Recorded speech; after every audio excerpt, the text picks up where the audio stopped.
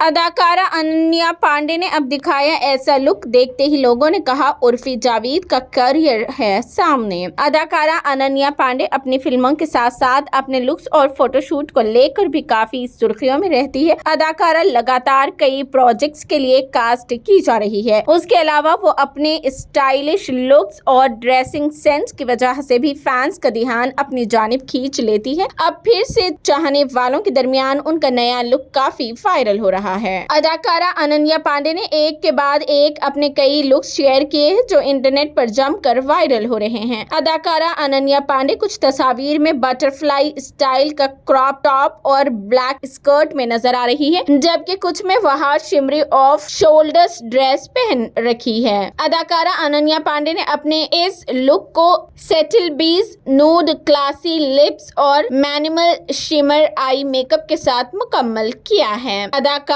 अनन्या पांडे ने अपने इन stylish looks को कैमरे के सामने इंतहाई बेबाकी और खुद एतमादी के साथ फ्लॉन्ट करते हुए एक से बढ़कर एक पोज दिए हैं। वहीं अगर अदाकारा अनन्या पांडे के वर्क फ्रंट की बात करें तो इस वक्त उनके पास कई फिल्में पाइपलाइन में हैं। जल्द ही अदाकारा कंट्रोल टाइटल से बन रही फिल्म में नजर आने वाली है। अदाकारा अनन्या पांडे उसके बाद the untold story of C Sankaran Nair film में भी नजर आएंगी।